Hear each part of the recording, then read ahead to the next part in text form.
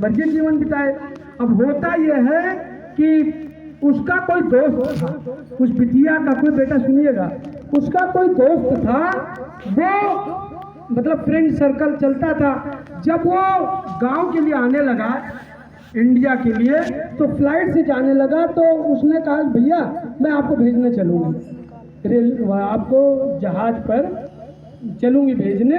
तो वो जाने लगी, उसकी करीब 10:30-11 बजे की फ़्लाइट थी। वो 9:30-10 बजे अंदर गया, 1 घंटे वहाँ जो भी प्रक्रिया हुई।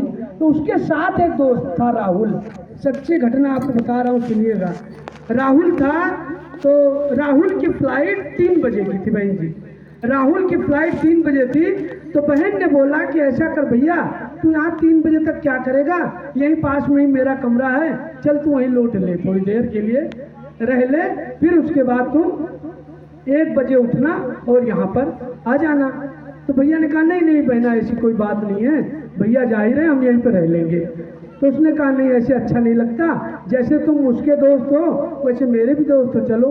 अब वो बिटिया अपने कमरे में अकेले थी और उस बच्चे को लेकर चली गई। जब जाती है तो करीब 12 बजे का टाइम था, सुनिएगा, इस बेटे को समझाओ। 12 बजे का टाइम था। उसने कहा कि ऐसा है कि राहुल ऐसा कर, तू नीचे लेट जा, मैं ऊपर लेट जाती हूँ। तो वो जैसे लेटा नीचे, वो बिटिया ऊपर लेटी। अब राहुल कहने लगा भाई देखो मुझे बड़ी तेज भूख लगी है। उसने कहा अजीब बात है, अभी हम लोग एयरपोर्ट से बाहर निकले थे तो पिज़्ज़ा बर्गर खा के आए और तुम कह रहे मुझे भूख लगी, पता नहीं तुम कैसे खाना खाते हो। कह रहे नहीं पता नहीं क्या हो रहा मेरे तो पेट में। कह रहे अच्छा ऐसा कर, मुझे परेशान मत कर और थोड़ी देर सो जा। सच्ची घटना बता रहा हूँ। जब उसने कहा थोड़ी देर सो जा, तो उसने कहा नहीं मुझे भूख लगी, बर्दाश्त। कह रही अच्छा 5-10 मिनट तो सो जा। फिर वो लेट गया किसी तरह। अब वो उठा तो कह रहा अरे भाई ऐसा मेरे पेट में तो मरोड़ हो रहा बिना भोजन के, भाई मैं तो नहीं रह सकता अब वो करीब बड़ी अजीब बात है। एक तो सुन राहुल, एक तो मैंने अपने माँ बाप को धोखा दिया कि जो मैं तुम्हें अकेले कमरे में लेके आई, तेरी मंशा मुझे ठीक नहीं लग रही है और ये ऐसा तुम कर रहे हो, मैं ऐसे इसके लिए तुम्हें माफ़ नहीं करूँगी, समझ लेना। मैं भी किसी की बेटी हूँ, समझ लेना आज। तो वो कहता है कि अच्छा चलो ठीक है, थोड़ी देर और रुक जाऊँ। तो कहती हाँ थोड़ी देर और सो जा, फिर हम चलते हैं। तो फिर सो गया। फिर कह रहा अरे उठ जल्दी उठ, मेरे तो सर पकड़ लिया बड़ी तेज का। तो बहन कह रही बड़ा अजीब है, तो इसका तो नियत आज मैं भी चल गई और ये भी मुझे पता नहीं कहाँ से मिल गया, कहाँ से दोस्ती मैंने कर ली। तो उसके बाद उसने कहा कि ऐसा कर ये ले 500 रुपये और जब बाहर कुछ खा पिया।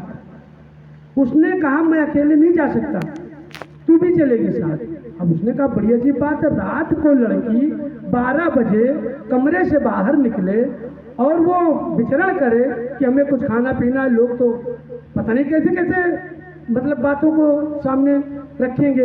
उसने कहा नहीं मैं नहीं जा रही। उसने कहा नहीं तुझे जाना पड़ेगा, नहीं तो मैं मर जाऊंगा, इतनी तेज भूख लगी है, मैं खत्म हो जाऊंगा बहना।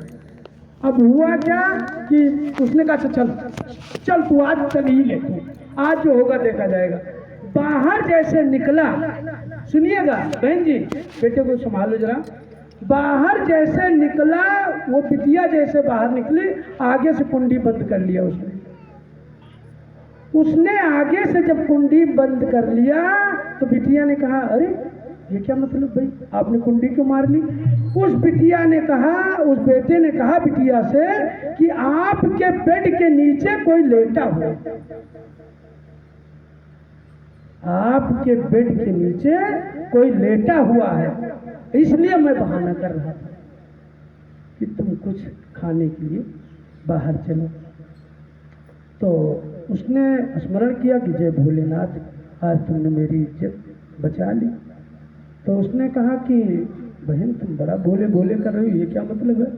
उसने कहा नहीं मुझे अब याद आ रहा है, मेरी माँ मुझे बचपन में मंदिर लेके जाती थी और एक छोटी लोटा देती थी, गिलास देती थी। मुझे लग रहा है कभी न कभी मैंने सावन में 1 महीना जल चढ़ाया है और आज तुझे मेरे रक्षा के लिए प्रभु ने मेरे पास भेज दिया है। तू साधारण नहीं है, क्योंकि ना जाने प्रभु किसके घट में वास कर जाए। सभी माताएं बहनें गाना गाती हैं, लेकिन आज देखो हमारी बहन जी कितनी बढ़िया रंगत बनाई है। ये सब भजन का तारण इतना अच्छा है, इतना सुंदर है कि भक्ति भाव से प्रभु को रिझाया जा सकता है। ये साधारण महिलाएं नहीं है, अपने घर की जिम्मेदार है, लेकिन आज आप लोगों के बीच में एक आवाज में आती है।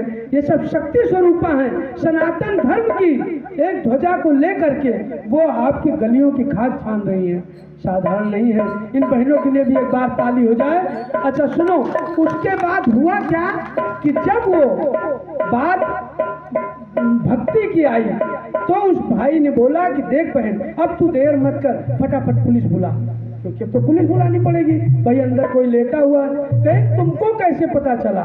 कहीं मुझे ये पता चला वो अच्छे से लेटा था, लेकिन नींद में उसका पहले पैर निकला।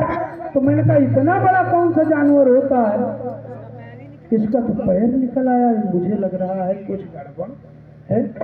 फिर जब पुलिस आती है, साइड कर चलते हैं, पुलिस आती है, पुलिस ने पूछा तुम लोगों का मंशा क्या है? उसने कहा मेरे को तो कत्ल करना था, आज शरीर को क्षतिग्रस्त करना था और ऐसे चलना था। और जब पुलिस का डंडा चला, उसने पूछा ये क्रिया तुम्हें कैसी हुई? उसने कहा 1 महीना मुझे लगा, इसकी चाबी बनवाई, कमरे की रखी काट हुआ। तो बच्चे अगर कहीं सुरक्षित हैं तो ये प्रभु सुरक्षित कर सकता है, ये प्रभु सुरक्षित कर सकता है। इसलिए ऐसे भाव किए जाते हैं। मुझे तो कुछ आता नहीं है। सतीश भैया ने एक बार यहाँ पर हम लोग अखंड रामायण करने आए थे, तो भैया वहाँ बैठे थे, मित्रता हुई तो यहाँ पर आए। तो मैंने कहा मैं एक दिन निःशुल्क सुंदरकांड करने आऊँगा, और मेरे ख्याल से इसमें से कोई माताएं बहनें आई भी रही होंगी। भाइयों कई बार भक्ति रास्ते में चलो ना तो लोग पागल कहते हैं, पागल कहते हैं, कहाँ गलियों में डोल रहे हो, कहाँ केला लेके घूम रहे हो। लेकिन यही चढ़ाया हुआ आपका भोग, यही चढ़ाया हुआ अन्न जल आपके बच्चे को किसी न किसी रूप में मिलता है। बोले सच्चे दरबार की। आइए कथा को आगे बढ़ाते हैं, भजन के साथ प्रभु को रिझाते हैं। भैया का भी टाइम काफी हो